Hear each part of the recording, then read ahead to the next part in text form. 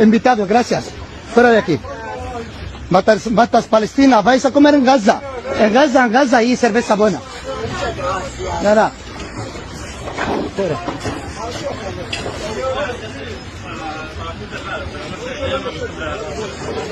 Hijos de puta, matan gente, vienen a... ഈ video കാണുമ്പോൾ സത്യത്തിൽ നമ്മൾ ഒരു ഭക്ഷണത്തിന് ഇരുന്നതിനാൽ ആരെയും ഇത്ര ശത്രുവാണെങ്കിൽ പോലും ഭക്ഷണത്തിന് മുമ്പിൽ അവർ മാനിക്കണം എന്നുള്ളതാണ് നമ്മുടെ പൊതുവായ ഒരു നിയമം.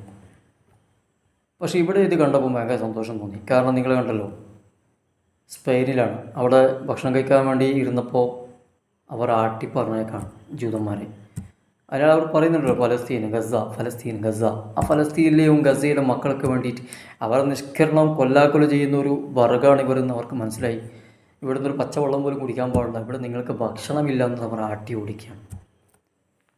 നല്ല ഒരു കണക്കിന് ഭക്ഷണത്തിന് നമ്മൾ ബഹുമാനിക്കണം. ഏത് ശത്രുവാണെങ്കിലും ഭക്ഷണത്തിന് മുമ്പിൽ, അന്നത്തിന് മുമ്പിൽ അവരെ പറഞ്ഞേക്കാൻ പാടില്ല. ശരിയാണ്, അതിനെ മാനിക്കണം, വെള്ളം കൊടുക്കണമൊക്കെ നമ്മളെ നിയമം അങ്ങനെയാണ്. പക്ഷേ ഇവിടെ ഈ ചെയ്തത് വളരെ കറക്റ്റാണ്. കാരണം ദിനംപ്രതി ഓരോ ദിവസം കഴിയുന്തോറും കുരുന്നുകളെ, പിഞ്ചു ബാല്യങ്ങളെപ്പോലും, പിഞ്ചു മക്കളെപ്പോലും എന്താ പറയുക, മനുഷ്യക്കുരുതിയാണ്. അതായത് ഒരു വിട്ടുവീഴ്ച, ഒരു കണ്ണിൽ ചോരയില്ലാതെ പിഞ്ചു മക്കളെ പോലും കൊല വിളിക്കുന്ന ഈ വർഗത്തിന് ഇതന്നെയാണ് വേണ്ടത്, ബഹിഷ്കരണം.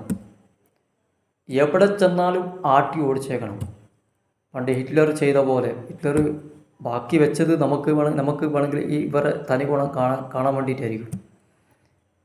എല്ലാവരെയും കൊല്ലാതെ ബാക്കി വെച്ചത് ഇപ്പോൾ കണ്ടു, ലോകം മുഴുവനും കണ്ടു. അപ്പോൾ ഇങ്ങനെയുള്ള ഈ വർഗ്ഗങ്ങൾക്ക് ഇതന്നെയാണ് ഏറ്റവും നല്ലത്.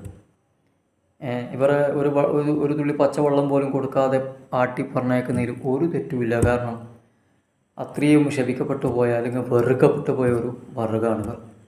ഏതായാലും ആ സ്പെയിനിലെ ആ ആൾക്കാർ ചെയ്തത് നല്ല കാര്യമാണ്. ഇതെല്ലാവരും മാതൃകയാക്കേണ്ടതാണ്. ഇങ്ങനെ തന്നെയാണ് ഇവർ ചെയ്യേണ്ടത്.